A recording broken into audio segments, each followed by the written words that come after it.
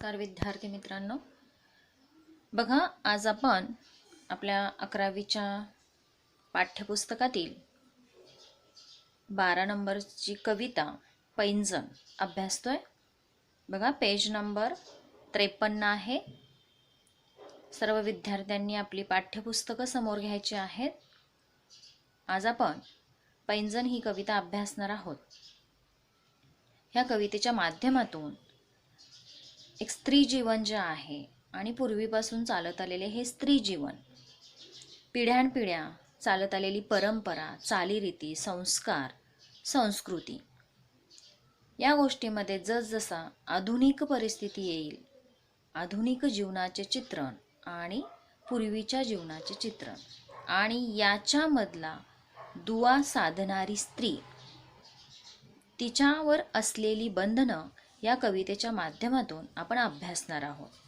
बघा कविता आहे पैंजण।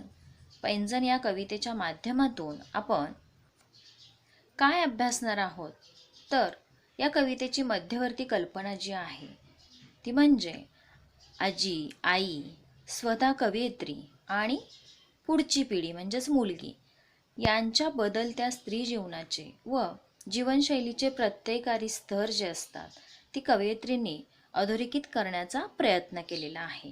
सामाजिक व कौटुंबिक बंधने झुगारून आजची जी स्त्री आहे ती प्रगतशील वाटचाल करताना आपण पाहतो। हा विचार जो आहे या कवितेतून प्रकर्षाने मांडण्याचा प्रयत्न कवयित्रींनी केलेला आहे। भूतकाळातील स्त्री संघर्षमय प्रवास करत असताना आता सर्वार्थाने सक्षम आयुष्य जगून आत्मविश्वास निर्माण करत आहे। हा संदेश जो आहे तो या कवितेतून कवयित्रींनी देण्याचा प्रयत्न केलेला आहे। कवयित्री आहेत नीलम माणगावे आणि यांची ही कविता आहे पैंजण। या कवितेच्या माध्यमातून कवयित्रींनी एक 4 पिढ्यांचा जो दुवा आहे आणि त्यातून बदलत जाणारी स्त्री म्हणजे आपल्याला जी बंधनं होती त्या बंधनातून मुक्त होत सक्षमपणे जगणारी आजची स्त्री, इथपर्यंतचा प्रवास जो आहे तो 4 पिढ्यामध्ये विभागून प्रत्येक स्त्रीचं वर्णन वेगवेगळ्या पद्धतीनं करण्याचा प्रयत्न या कवितेच्या माध्यमातून कवयित्रींनी केलेला आहे। बघा पहिल्यांदा कवितेचा परिचय आणि त्यातून कवयित्री आणि कविता या दोन्हीचा परिचय आपण पाहतोय। पाठ्यपुस्तकं सगळ्यांच्या समोर असावीत अशी अपेक्षा ठेवतेय। तर पहा, कवयित्री, लेखिका, संपादक व बालसाहित्यिक म्हणून या परिचित आहेत। स्त्रीवादी जाणीव हे त्यांचे कवितेचे वैशिष्ट्य। बाई म्हणून जगण्याची आस, खंत, चीड, उत्साह, आनंद तसेच असोशी, वेदना, कल्लोळ यांचा एक उत्स्फूर्त स्वरमेळ त्यांच्या कवितांमध्ये निनादत राहतो। त्यांच्या साहित्यातून विविध प्रतिमांच्या माध्यमातून स्त्रीची जागृत अवस्था व्यक्त होते। कवितेची बोली सहज, सुंदर व प्रवाही आहे। अनुभवांचा सच्चेपणा आणि अलंकृत भाषाशैली ही त्यांच्या कवितेची शक्ती साधने आहेत। गुलदस्ता, शतकाच्या उंबरठ्यावर, जाग हे कविता संग्रह त्यांचे पाहायला मिळतात। तीच माती तेच आकाश, शांते तू जिंकलीस, निर्भया लढते आहे हे कथासंग्रह, त्याचबरोबर डायरी, जिद्द या कादंबऱ्या, ललित लेखन व बालसाहित्य प्रसिद्ध, महाराष्ट्र राज्य साहित्य पुरस्कार या व अशा अनेक पुरस्कारांनी सन्मानित आहेत। बघा सर्वप्रथम कवयित्रीचे नाव काय आहे तर नीलम माणगावे। कवयित्रीच्या व्यक्तिमत्वाची वैशिष्ट्य जर सांगायची झाली तर एक कवयित्री म्हणून, लेखिका म्हणून, संपादक व बालसाहित्यिक म्हणून या कवयित्रीची वैशिष्ट्ये आपल्याला सांगता येतील। त्यांच्या ग्रंथसंपदेबद्दल जर आपण जाणून घ्यायचं म्हटलं तर गुलदस्ता, शतकाच्या उंबरठ्यावर, जाग हे कविता संग्रह त्यांचे प्रकाशित असलेले आपल्याला पाहायला मिळतात। त्याचबरोबर तीच माती तेच आकाश, शांते तू जिंकलीस, निर्भया लढते आहे हे कथासंग्रह आणि डायरी, जिद्द या कादंबऱ्या त्यांच्या प्रसिद्ध आहेत। शिवाय ललित लेख व बालसाहित्यही त्यांचं मोठ्या प्रमाणात प्रसिद्ध आहे। आता या काव्याची वैशिष्ट्ये काय आहेत ते आपण जाणून घेताना पाहूया. प्राचीन काळापासून सामाजिक आणि कौटुंबिक बंधनाचे अडथळे पार करत स्त्री प्रगतीच्या वाटेवर टप्प्याटप्प्याने पुढे जात आहे. तिचा हा संघर्षमय प्रवास प्रतीकांच्या माध्यमातून चित्रित करताना कवयित्रीने स्त्रीच्या आत्मविकासाचा दृढ निर्धार या कवितेतून व्यक्त केला आहे. आणि ही कविता जी आहे, या कवितेची रचना मुक्त छंदात केलेली आहे. बघा, ह्या काव्याची वैशिष्ट्ये सांगायचं म्हटलंच तर स्त्रीवादी जाणीवेतून स्त्रियांचे जीवन रेखाटणे, त्याचबरोबर स्त्रियांच्या जीवनातील आस, खंत, चीड, उत्साह, आनंद, वेदना यांना शब्दाकार देणे, विविध प्रतिमातून स्त्रीचे वास्तव चित्रण व सहज सुंदर ओघवती शब्दकळा ही त्यांच्या कवितेची वैशिष्ट्ये पाहायला मिळतात. अशा पद्धतीनं या वैशिष्ट्यांनी परिपूर्ण असलेली ही कविता पैंजण आपण अभ्यासणार आहोत. ही कविता मुक्त छंदात, मुक्त शैलीमध्ये शब्दबद्ध केलेली आहे. तर पाहूया आपण ही कविता. बघा, 2-2 किलो वजनाचे पैंजण घालून माझी आजी स्वयंपाकघरातून माझघरात, माझघरातून स्वयंपाकघरात एखाद्या सम्राज्ञीसारखी ठुमकत फिरायची. ओझ्याने तिचे पाय भरून यायचे, दुखायचे, खुपायचे, घोटे काळे ठिक्कर पडायचे, कधी जखम व्हायची, चिघळायची, रक्त व्हायचं. पण नादाच्या भूलभुलैयातून बाहेर न पडता पैंजणाखाली फडके बांधून जखमांना ऊब देऊन ती राज करायची. बघा, एक आजी कवयित्रीने आपल्या आजीचं वर्णन करताना पूर्वीच्या स्त्रियांचं वर्णन याच्यामध्ये सांगितलेलं आहे. आता सम्राज्ञी हा जो शब्द आलेला आहे, बघा, सम्राज्ञी म्हणजे महाराणी असा शब्दशः अर्थ आपण घेऊ शकतो. नंतर काळे ठिक्कर म्हणजे काळे कुट्ट असा शब्द आपण पाहतो. शेवटी बघा, राज करायची एक वाक्यप्रचार आलेला आहे. राज करणे म्हणजेच हुकूमत गाजवणे असा हा वाक्यप्रचार आपल्याला पाहायला मिळतो. तर या ओळीच्या माध्यमातून कवयित्रींनी काय सांगितलंय तर 4 पिढ्यांमधले स्त्री जीवनाचे चित्रण करत असताना पहिल्यांदा कवयित्री काय म्हणतात तर माझी आजी जी आहे 2-2 किलोचं पैंजण पायात घालायची आणि स्वयंपाकघरातून माझघरात व पुन्हा माझघरातून स्वयंपाकघरात ये जा करत एखाद्या महाराणीसारखी तोऱ्यात तोऱ्यात ठुमकत फिरायची. तिला पायातील पैंजणाचे ओझं कधी जड व्हायचं, त्यामुळे तिचे पाय दुखायचे, वेदना व्हायच्या, पायाचे घोटे अगदी काळे ठिक्कर पडत होते, पायांना जखम सुद्धा व्हायची, जखम चिघळून जायची व त्यातून रक्त सुद्धा व्हायचं. पण पैंजणाच्या छुमछुम नादाच्या ओढीने तिला छान भुरळ पडायची. त्या मोहजालातून ती बाहेर कधीच पडतच नसे, पडायची पण नाही. पैंजणाखालची जखम घट्ट फडक्याने ती बांधायची, त्या जखमांना ऊब देऊन सारं सहन करत सोसत ऐटीत घरावर हुकूमत गाजवायची. असं हे या कवितेच्या माध्यमातून वर्णन आपल्याला पाहायला मिळतं. पण विद्यार्थी मित्रांनो, ह्या ओळीच्या माध्यमातून शब्दशः अर्थ घेतला तर असा आपल्याला पाहायला मिळतो. पण या कवितेच्या ओळीच्या माध्यमातून पाठीमागचा अर्थ जर गर्भित अर्थ पाहायला गेलं तर कवयित्रीला एक सामाजिक कौटुंबिक बंधनं जी आहेत ती थोडक्यात इथे वर्णन करायचे आहेत, सांगायचे आहेत. सामाजिक व कौटुंबिक बंधनात आजीच्या आयुष्याची इति कर्तव्यता जी आहे ती त्यांनी शब्दबद्ध केलेली आहे. पूर्वीच्या स्त्रिया त्यांच्यावरती असणारी बंधनं त्यांनी या काव्यामध्ये काव्यबद्ध केलेली आहेत. बंधनातील जीवन सहन करणे ही आजीची धारणा होती.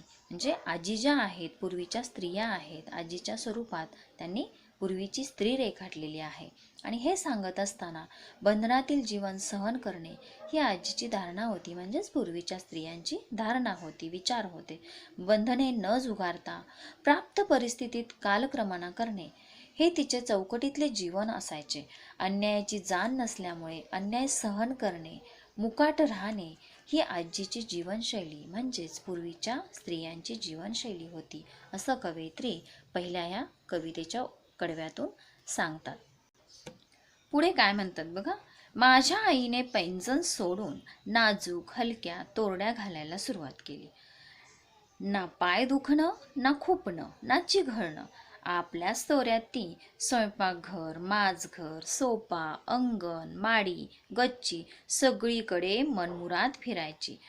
अधनमधन का होईना तोरड्या टोचायच्या, साडीचे काठ फाटायचे, दोरे लोंबायचे, पण सारे दुर्लक्षून ती राजराणीसारखी भिरभिरायची. बघा, आजीनंतर आईचं वर्णन केलंय, म्हणजे त्याच्या नंतरची स्त्री, आजीच्या पिढीच्या नंतरची स्त्री म्हणजे कवयित्रीची आई. आणि ह्या आईच्या माध्यमातून त्या काळच्या स्त्रिया कशा बदलल्या, थोडीफार बंधनं आणि त्या बंधनातून कशा पद्धतीनं मुक्त झाल्या हे सांगत असताना कवयित्री म्हणतात की माझी आई पैंजण सोडून नाजूक हलक्या तोरड्या घालायला सुरुवात केलेली आहे.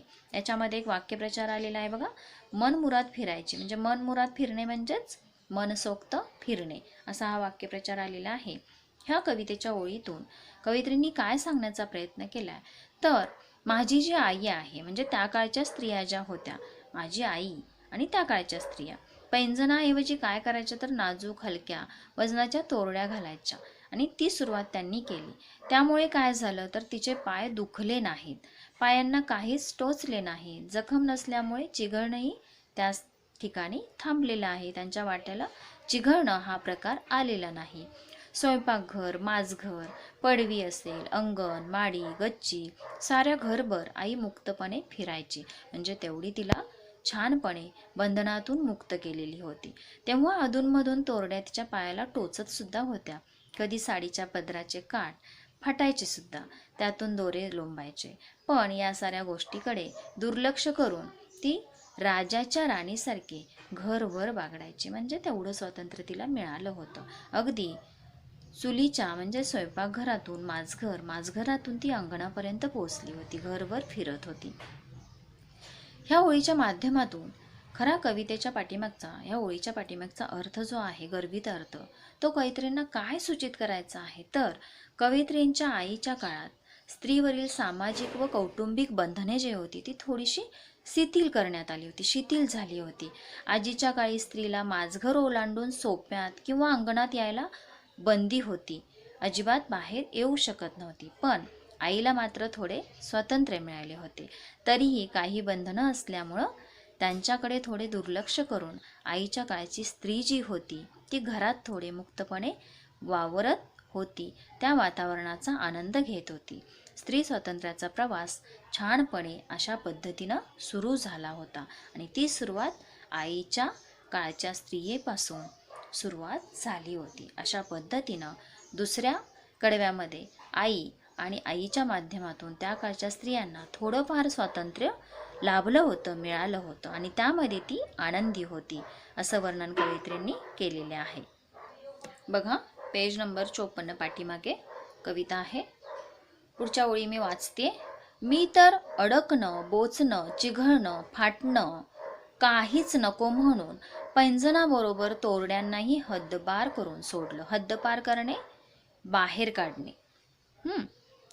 हलक्याशा चपला, बूट, सँडेल घालता घालता घरच नव्हे तर अंगणही ओलांडून मी बाहेर पाऊल टाकलं.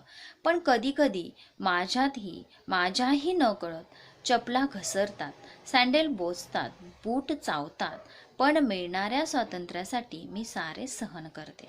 बघा, या कवितेच्या ओळीच्या माध्यमातून कवयित्रींना काय सांगायचं आहे, काय सूचित करायचं आहे, तर कवयित्री स्वतःच्या जीवनशैलीबद्दल सांगताना काय म्हणतात की मला अडकणं, बोचणं, चिघळणं, फाटणं वगैरे अडसर नकोच आहेत, म्हणून पैंजणाबरोबर तोरड्यासुद्धा मी नाकारल्या. पायात परंपरागत दागिना घालायचाच नाही, असं कवयित्रीने ठरवलं, म्हणजे त्या काळच्या स्त्रियांनी ठरवलं. हलक्या वजनाच्या चपला, बूट, सँडेल वगैरे आधुनिक पादत्राणे जे आहेत ती घालून माझघर नव्हे तर अंगणही ओलांडून बाहेरच्या जगात पाऊल टाकण्याचा प्रयत्न केला. खऱ्या अर्थानं पाऊल टाकलं. कधी कधी न कळत चपलासुद्धा घसरतात, सँडेलसुद्धा बोचतात आणि बूट चावतात, म्हणजे अगदी थोडी बंधनं उरलेली आहेत, असं कवयित्रींनी सांगितलंय. पण मला स्त्रीला मिळणाऱ्या मुक्त स्वातंत्र्यासाठी ही काही बंधनं मी पाळते आणि सहनसुद्धा करते. म्हणजे थोडीफार बंधनं अजूनही आहेत.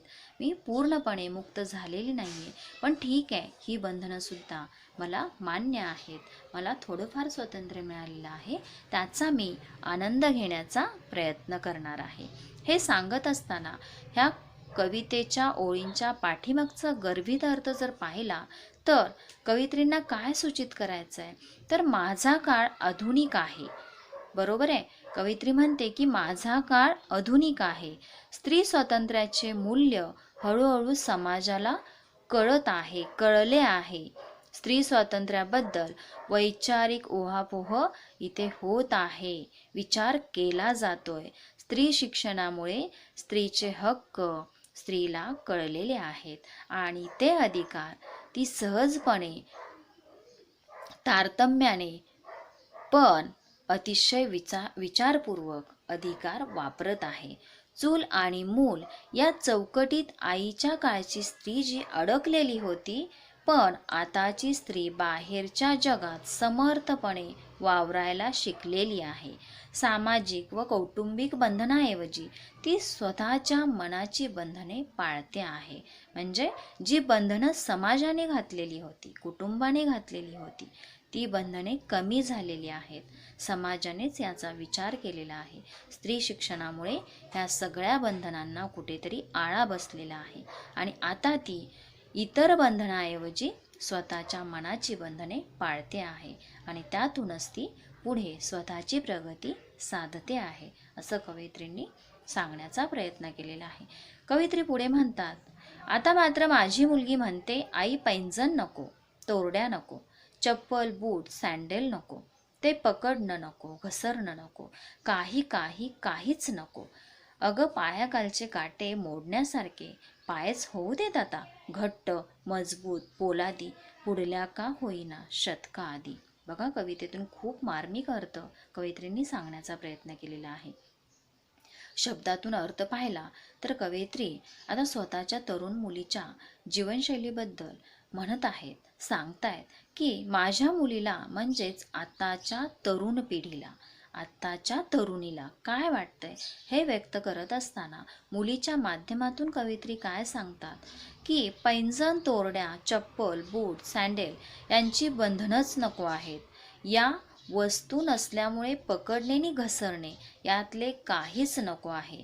या जीवन प्रवासातील मार्गावरील पायाखालचे काटे म्हणजेच अन्याय जे आहेत, अत्याचार जे आहेत, यांचे अडथळे मोडून टाकण्यासाठी, म्हणजे पायाखालचे काटे कोणते आहेत तर होणारे अन्याय, अत्याचार यांचे जे अडथळे आहेत ते मोडून टाकण्यासाठी आज मला पाय घट्ट मजबूत पोलादासारखे कणखर व्हायला हवेत. पुढच्या शतकाच्या आधी स्त्री स्वातंत्र्याच्या बळावर स्वतंत्र व्यक्तिमत्वाने आणि सकस वैचारिक मूल्यांनी ठामपणे उभे राहणारे पाय मला तयार करायचे आहेत. भक्कम घट्ट मजबूत अगदी पोलादासारखे कणखर पाय मला तयार करायचे आहेत. मी माझ्या पूर्णपणे वैचारिक मूल्यांनी ठामपणे उभी राहायला हवी आहे. यासाठी मला माझे पाय कणखर घट्ट मजबूत करायचे आहेत. त्यासाठी मला हे चप्पल बूट सँडेल अजिबात काहीही नको आहे. असं सांगताना कवितेच्या शब्दांच्या माध्यमातून एक वेगळाच अर्थ कवयित्रीला सूचित करायचा आहे. तो वेगळा अर्थ सूचित करत असताना कवयित्रीला सांगायचे आहे, समाजातील आजच्या स्त्रीला सांगायचे आहे की आताची तरुण पिढी स्त्री स्वातंत्र्यासाठी अधिक जागरूक झाली आहे. स्वबळ आणि आत्मविश्वास यांची तिला जाण आलेली आहे. परंपरागत नव्हे तर जाचक कुठलीच बंधने ती झुगारून देत आहे. वैचारिकदृष्ट्या ती मनाने सशक्त झालेली आहे. अन्याय, जुलूम, अत्याचार या विरोधात ती ठामपणे उभी राहत आहे. स्त्री स्वातंत्र्याचा सारासार विवेक तिला मनोमन आकळला आहे, म्हणजे कळलेला आहे. स्वतंत्र व्यक्ती म्हणून ती स्त्री पुरुष समानतेला अंगीकारत आहे. तिची जीवनशैली तिनेच ठरवलेली आहे. हेच विचार कवयित्रींनी शेवटच्या पिढीच्या माध्यमातून, म्हणजे आजच्या स्त्रीच्या माध्यमातून सांगण्याचा प्रयत्न केलेला आहे. आजची स्त्री जी आहे ती सगळ्या बंधनांना झुगारून टाकते आहे आणि स्वतः सक्षम होण्याचा प्रयत्न करते आहे. त्यासाठी तिला कणखर व्हायचं आहे, अगदी मजबूत व्हायचं आहे. कुठल्याही जुलमांना, अत्याचारांना तिला खत पाणी घालायचं नाही, तर त्याच्या विरोधात लढायचं आहे, उभं राहायचं आहे. त्यासाठी तिला कुणाचाही आधार नको आहे. तिला दुबळं नाही व्हायचं आहे, नाजूक व्हायचं नाही आहे, तर ह्या चंद्रासारखं अतिशय शीतल राहायचं नाही आहे, तर सूर्यासारखं प्रखर व्हायचं आहे. ही जी वेदना आहे, त्रास आहे, तो आजची स्त्री सहन करत नाही. कुठल्याही अन्यायाला खतपाणी घालायचं नाही आहे. अगदी चंद्रासारखं शीतल होऊन अन्याय सहन करायचा नाही, तर सूर्यासारखं प्रखर व्हायचं आहे. त्यासाठी तिला कणखर बनायचं आहे, घट्ट बनायचं आहे. आणि म्हणून माझे पाय घट्ट, कणखर, पोलादासारखे बनवायचे आहेत आणि मलाच ह्या अन्यायाविरुद्ध, अत्याचाराविरुद्ध वाचा फोडायची आहे आणि त्यासाठी लढायचं आहे. आणि म्हणूनच आजच्या स्त्रीला सक्षम व्हायचं आहे. तिनं स्वतःची बंधनं, स्वतःचे न्याय, अन्याय यासाठी जे नियम आहेत, विचार आहेत, स्वतःच ठरवलेले आहेत. आणि समाजाबरोबर चालण्याची, वाटचाल करण्याची तिने एक वेगळीच विचारसरणी जी आहे ती स्वतःमध्ये अंगीकारलेली आहे. तिची जीवनशैली तिनेच ठरवलेली आहे. अशा पद्धतीनं या कवितेच्या माध्यमातून एक 4 पिढ्यांचा जो प्रवास आहे, त्या प्रवासाच्या माध्यमातून पाठीमागची जी भूतकाळातील स्त्री आहे आणि आत्ताच्या युगात वावरणारी स्त्री आहे, इथपर्यंतचा प्रवास जो आहे त्यातून होणारे बदल, बंधनं कशा पद्धतीनं कमी होत गेलेली आहेत आणि आजची स्त्री विचारांनी परिपूर्ण कशा पद्धतीनं झालेली आहे, ते या कवितेच्या माध्यमातून सांगण्याचा प्रयत्न कवयित्रींनी केलेला आहे. अशा पद्धतीने कवयित्रींनी स्त्रीमधला फरक, काळातील फरक आणि त्यातून घडणारी स्त्री ह्या सगळ्या गोष्टींचा विचार जो आहे तो या पैंजण कवितेच्या माध्यमातून सांगण्याचा प्रयत्न केलेला आहे. अशा पद्धतीनं ही कविता जी आहे जाग या कविता संग्रहातून घेतलेली आहे आणि सुंदरपणे स्त्री जीवनाचा एक चलचित्रपट जो असतो तो या कवितेमध्ये काव्यबद्ध करण्याचा प्रयत्न कवयित्रींनी केलेला आहे. अशा पद्धतीनं ही कविता संपलेली आहे. कृती जी दिलेली आहे ती छानपणे सोडवायची आहे. स्वमताचे प्रश्न विचारपूर्वक, वैचारिक लेवलनी लिहायचे आहेत, सोडवायचे आहेत. आता मी इथे थांबते. कविता समजून घेऊन, नीट ऐकून कृती सोडवायची आहे. धन्यवाद.